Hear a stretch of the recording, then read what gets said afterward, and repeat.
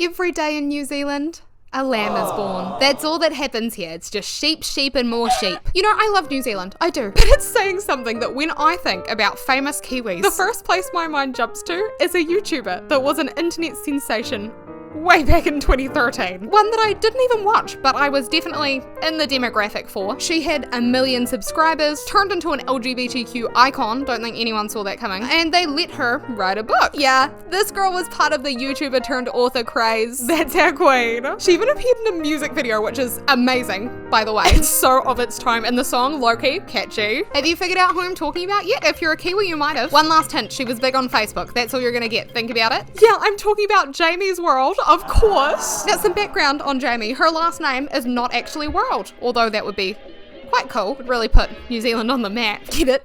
Because it's not always on the map, because everyone forgets we exist. No, Jamie actually popped into the world on the July 26th, 1996. She was born in Napier, New Zealand, up on the North Island, and her actual given name was Jamie Curry. It still is. It is Jamie Curry. And I always thought that was a bit of a funny last name when I was a kid, because like everyone had to pick a last name at some point, like your family name was chosen. So what, was her great-great-great-great-great-great-grandfather just really hungry when he named himself? Could he just like make a good curry? What was the inspiration? Who knows? But the most ironic thing is that Jamie herself actually is not a fan of curry. It feels like a very cruel joke to have to live your life. Oh god, you'd never get hungry, would you? Oh, nice to meet you, I'm Jamie Curry. Oh, and that's turned me off my lunch. Poor thing. But last name aside, or even with last name included, Jamie was just your bog standard Kiwi kid up until she burst onto the YouTube scene 2 days after her 16th birthday. It was the 28th of July, 2012. This was the day that she released her highly produced music video, White and Nerdy. What an amazing start to her career. As you'd expect, this video consisted of Jamie being white and nerdy in various scenarios as laid out by Weird Al Yankovic in his song, such as while mowing her lawn. I burst out laughing at this. That is so Kiwi. Oh my god. Now you might be wondering, was she not worried that the kids at school might find this? Did she not even have the slightest underlying fear of being bullied? Well, not to worry, because remember, the world was scheduled to end at the end of 2012. So she was just enjoying her final 6 months on the planet. They can't bully you when the whole planet is being wiped out by an earth-wide tidal wave now, can they? No, no, no. I'd never seen Jamie's first video, or really many of her videos, before I started researching for this video. And I'm not gonna lie, Jamie had me hooked on this one. Really great content. Can't fault it. And a lot of people, specifically younger people, when they discovered Jamie, they could say the same. People ate Jamie up. They loved her. From then on, it seems, Jamie was unstoppable. After just a few videos, she moved away from the parody space. I guess she didn't want to pigeonhole herself into only making bootleg Weird Al music videos for the rest of her career. So from then on, she started focusing more on sort of like lifestyle and personality content. And peep her branding in the bottom left corner of every thumbnail. This girl had it on lock. She had the YouTube code correct. It's unbelievable. Now, on the 8th of April 2013 was when she uploaded her first sort of like personal video. It was, of course, a tag video with ukulele music blaring in the background. Don't even act surprised, okay? I told you this was 2013. Now, Jamie claimed that she was making the video to prove to her followers that she's not just some crazy person that does weird stuff all the time. And then she immediately cut to herself doing weird stuff. I'm actually a very serious person who does very serious things. This was undeniably 2013. That's all I've got to say. And Jamie does have good camera presence, I'll give it to her. Like, it really is not hard to see how she became so well loved at the time. But her YouTube persona is so weird for me to look back on, because I know that she was just some random Kiwi kid. Like the accent and everything, it just doesn't line up with what I think of YouTubers as. Like is that annoying anyone else that it's not the center? It's so jarring, because even on the internet, where anyone can be anything, for some reason there just are barely any other Kiwis doing this sort of stuff online. Not that I see, anyway. Not back then. I can remember one other Kiwi YouTuber with over 1 million subscribers that I ran into on YouTube. And she was in the beauty space, so I didn't know anything about her and I wasn't interested. Maybe she was iconic in the beauty community, I don't know. It looks like though, according to famousbirthdays.com, the most trustworthy site on the internet, we've also got famous Kiwi YouTubers such as Fitz and McCreamy. So yes, I'm biased, but yes, Jamie's World has been the only Kiwi YouTuber to ever exist. And this whole time, by the way, I only slightly mentioned it in the intro, as she was growing her YouTube channel. Well, I don't know when she started on Facebook 100%, but she was popping off on Facebook. Like seriously, she had millions on millions of followers on Facebook. She was massive. I just can't really comment on that because I never used Facebook because I was too busy being obsessed with YouTube. And also my dad wouldn't let me have Facebook. He said it was bad. But over the next few years, Jamie really took us along with her on her like journey in life. We watched her grow really from this like freshly 16-year-old girl to a fully fledged young adult. For quite some time, she was very consistent on YouTube. She uploaded videos of her just chatting to the camera. She did like the good old YouTube challenges, Chubby Bunny, and she documented her experience starring in Massad's Girl Next Door music video, which she was born for, okay? Goofy music videos are absolutely her niche. She smashes this. If you haven't watched the music video, go do it after this because it's so 2013. And in January of 2014, she hopped on aboard the Vine train, which we now know was driving full speed off the track, but it was the thing to do at the time. It had its moments. And Jamie had a very like Vine-esque style humor to her and her videos, so I can imagine her Vine did quite well. Apparently she had like 100-something K followers, but I can only find one surviving relic from her Vine. Mom, can I be scared? No! Yeah, but what if I... No! But please, can I just... No! Got 16 views on YouTube. Thanks, Popular Vines on YouTube, for uploading that. These Vines don't seem to be very popular on YouTube though. 16 views, buddy. I guess it's the thought that counts. And then in 2015, she took us to Bangkok with her, and she was there with a couple other YouTubers, including Arden Rose, Fun for Louie, and BF vs GF themselves, Jessie and Gina. I mean, tell us you've made it without telling us you've made it, right? How cool. And later that year, 2015, her book, They Let Me Write a Book. Great title, but that was released. I have a book! I have a book! Hey, I have a book. Everyone knows I have a book.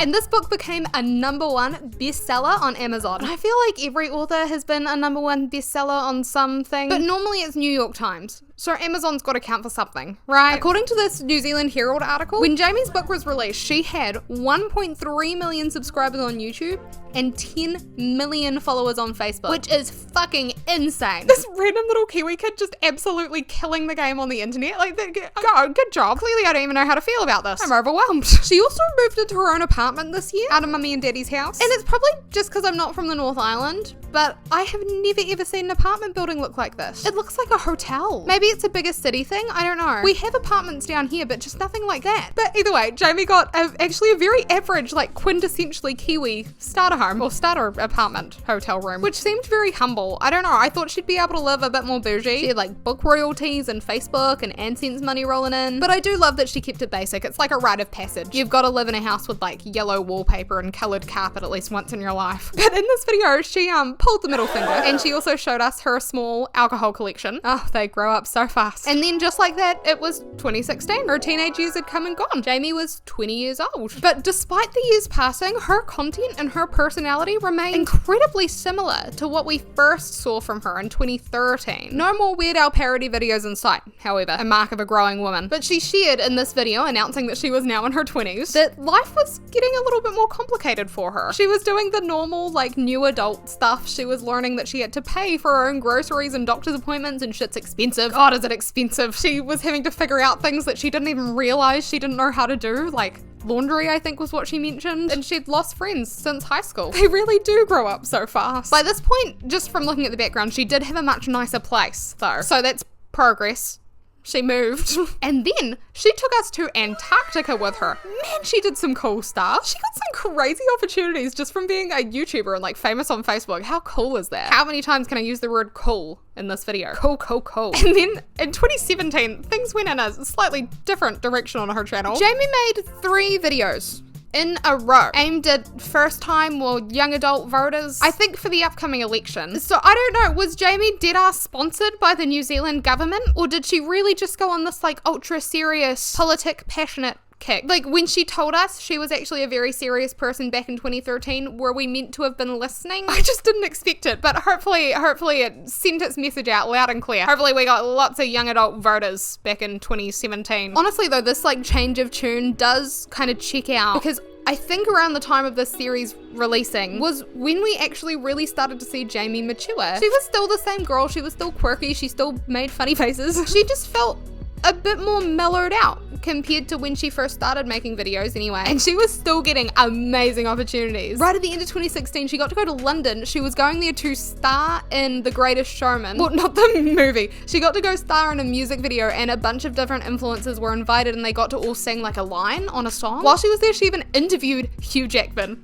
Again, cool. But in bigger news, She also, around this time, ditched her iconic thumbnail style. No more branded thumbnails. What are you thinking, Jamie? Things on Jamie's world were certainly changing. And maybe this was a sign, because there actually would not be much more life left in this channel. In 2018, Jamie dropped a video simply titled My Sexuality. She confessed a few things in this video. She was actually really vulnerable. One thing she confessed was that she had been struggling with her mental health for quite some time. And she'd been depressed and she'd put on weight, and people had pointed out on the internet, which honestly zip. Nobody's asking you to comment on their weight on the internet. Like, nobody cares. Keep it to yourself, babe. But it was actually really validating to hear another young woman talk about something like that, because I am also a depressive eater. I actually kind of wish I stumbled across this video back then, because I was about to go through something very similar, and it would have been so comforting to just, like, sometimes you just want to hear from someone else that it's normal and that other people struggle too. I actually really liked, completely off topic, but I really liked Inside Out 2 for that reason as well, because I watched it and I was like, wow, I needed this when I was a kid. But 2, Jamie discussed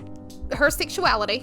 Obviously, it was the title of the video. She's not exactly like a clickbait master. It would be weird. Titled it My Sexuality and started talking about like dolphins or something. So a quick synopsis is Jamie shared that she hadn't been able to like pinpoint a label for herself. And that was important to her at the time. She really felt like she needed to put a label on herself. Because she wanted to fall in love, but she couldn't. She couldn't fall in love with men or women. Nothing. Nobody. It just wasn't happening for her. Like, she'd be interested in someone and then she'd get bored. She wouldn't be interested anymore, and she didn't know how to fix it. Or fix it. So she kind of had a hiatus from YouTube because she wasn't able to be her normal bubbly personality because she didn't feel like that person. She was sad, she felt lost. But then she was able to make this video because she did fall in love. She revealed that she'd been dating this amazing, beautiful woman, she called Laura, and she finally felt happy again. Like, she was still struggling, but she was a lot happier in life, and she even proposed to Laura, and Laura said yes. And I could only imagine like the shock and excitement that you'd feel being there as like an avid watcher of Jamie's world. It's just a cat, bestie. Oh my god, I thought I was gonna die. I don't know why that scared me so bad. Anyway, I can only imagine the shock and excitement that like an avid Jamie's World viewer would have felt being there for the release of this video. Because imagine your fave just disappears off the internet for a wee while, you have no idea how they're doing, and then they come back with this bombshell, a roller coaster of emotions. Oh no, my fave's been really, really unhappy. Oh my god, my fave's engaged. I don't know, I feel like this was, from what I saw, because I didn't watch every single video, but I feel like this was our first completely real, personal chat with Jamie, and I actually loved it. If Jamie was still making videos to this day, I probably would have eventually found my way to her channel, but she's not. She's not making videos anymore. Just 10 videos later, on the 8th of August 2019, Jamie uploaded what would be her last video. It was titled Same Video 6 Years Later, and it was a Q&A with her sister, like a callback to one that they did years and years ago, which honestly I feel like that concept of video does kind of wrap everything up neatly in a nice little bow, because I'm sure if you like had grown up watching Jamie's World, that video would have been like nostalgic. It would have felt like comforting, like a bit of a catch up with old friends in a way. You can really see them transform, like you see how they've grown and matured into the women that they are now, and that would have been a nice place to end things if Jamie didn't finish the video by saying, thanks for watching this week's video. We will catch you next week. Will you, Jamie? Me and Jamie must have different definitions of next week, because girl, it has been a while. Now, 8 years ago, on Jamie's first Talking Head video way back in 2013, I found this comment. It says, anyone miss the old Jamie? And I feel awful for this chick, because 8 years ago, it was 2016. Yes, do you mean the old Jamie from 3 years ago? It's so funny to look back on that comment for some reason, like, you must really be missing the old Jamie now, if you were already missing her back then, because Jamie has since disappeared off the internet. Just gone. Zilch. Nada. Jamie uploaded her last YouTube video, as mentioned, in 2019. She last posted to her 300,000 Instagram followers back in May of 2021, when she seemed to be heavily sponsored by Pantene. Make your money, girl. Proud of you. And the last tweet that she twittered that I can find, I don't know, I don't use Twitter and everything. Like, I go on people's profiles, it's all out of order. But the last one I could see, it was posted at the end of 2022. And I can't even find her Facebook. That Facebook with 10 million followers, I don't know if I didn't look hard enough, but I couldn't find it when I looked it up. Jamie has completely left her persona, her content creation, and her fan base in the dust. She is gone. So what would drive someone who was on the path to being one of the most famous Kiwis in the world, someone who was getting amazing opportunities from her platform, to abandon their social media completely? And where is she now? Well, I can't find much about where she is now or how she feels about her social media career, because, well, she's just not on the internet anymore. She doesn't post, she doesn't talk, she's gone. But what I think personally, and like from watching her grow up and seeing her channel evolve, I think she just outgrew that part of her life. She's probably just moved on. I don't know if she's studied since. I don't know if she's working at the warehouse for minimum wage. She might be living off of that Pantene sponsorship money back in 2021. I don't know. And maybe that's what she wants. Like Taylor Swift. Everyone knows Taylor Swift, and that's because she loves being famous. She loves attention. She works really hard to make sure that she stays in the public eye because she loves that. But not everyone is cut out for that. A random high schooler from Napier, New Zealand maybe was not so keen on being exposed to the world for the rest of her foreseeable career. Maybe Jamie just genuinely chose peace and quiet. Celebrity culture really is not that big of a thing in New Zealand. Like we have, at least from where I am, down at the bottom of the South Island, we definitely have like local celebrities. Like we have the guys that sing, we have the guys that MC, and the ladies, sorry. We have the city councillors. We have that one guy that got like 5th on X Factor New Zealand and came back and is now a radio personality. But we don't really have like celebrities. Not so much. Like if you look at the judging panels of like X Factor New Zealand and any other talent show that we've had, I don't really know who they are. I know Rachel Hunter. I feel like all the actual celebrities that we have in New Zealand have left because that's where the celebrity culture is. Like there's not much down here for us. One of my friends met Jack Black at some random, I think it was a jewelry shop up in Auckland, and he was just like, what's up, man? What are you doing here? What the fuck? Such a cool story though. I was enthralled. I was like, tell me more. And also, I mean, like with posts like this existing, I found this on Reddit, and like she mentioned people commenting on her body, and I'm sure they commented on her personality more than enough. I can't say I blame her if she wanted to just end it and get away, especially because she's spoken a few times about her mental health and her self-image struggles. The internet is just like the worst place to be when you're dealing with stuff like that. Or I don't know, maybe it's not that deep and she literally just didn't want to make videos anymore. It could just be that, but we may never know. And either way, good on her. The reason I think though that she outgrew it, this is like a personal anecdote, I feel like it relates. I had a YouTube channel when I was 16. I poured a lot of time and effort into it. I vlogged some of like the peak moments of my life back then. And it never took off like Jamie's did, but I did have a wee community of Italians, they called themselves. I had like 3,000 subscribers maybe. And then I stopped uploading, but I still like making videos. So I always thought like I've got to make my return to YouTube. But my life had changed so drastically since I was making those videos on that channel that I couldn't even fathom going back to that channel because that channel wasn't me anymore. Like you get so, well, I don't know if everyone does, but I definitely notice it and I feel it, that your identity can get so wrapped up with a YouTube channel that when you grow too much, or if you sort of leave your channel behind for a while, that channel starts to seem more like an antique than something that's like, I don't know, an antique is something that you look at, you don't touch. You don't want to mess with an antique. What if you break it? Someone's gonna be mad. And I don't know, I feel like you just do so much growing and so much evolving from even you're being 16 to being 20. So much changes. So in that way, it makes perfect sense to me that Jamie would outgrow the channel. And she could have lost interest in so many different things. She could have lost interest in being a public figure. She could have lost interest in just her channel being the way that it was. You know, like maybe she felt like she was catering to an audience that didn't suit her anymore, like a younger audience, I don't know. Maybe she just lost interest in content creation altogether. Any of those things could be true. But through the grapevine, mostly through random comment sections, I did find a couple things about what Jamie's been up to in the past few years. For one, it seems that her and her fiance Laura at some point down the line did split up. I don't think they got married, which I can't say I'm super surprised about. Like these things happen when you're young. Sucks though, I'm sure it was awful. And then if you look at her Instagram, it's clear that she traveled for a while, which is so awesome. But ultimately, the most recent update, sorry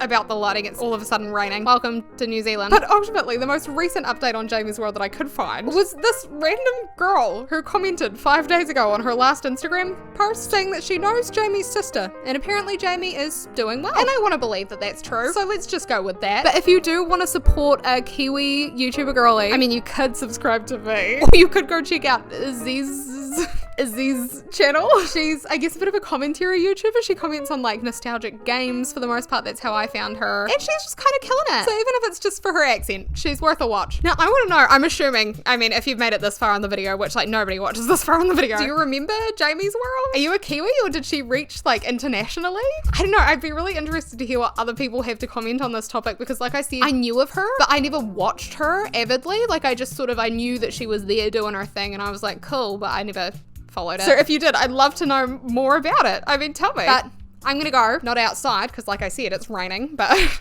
that's fine. I'm used to it. I will see you next time. Bye. Bye.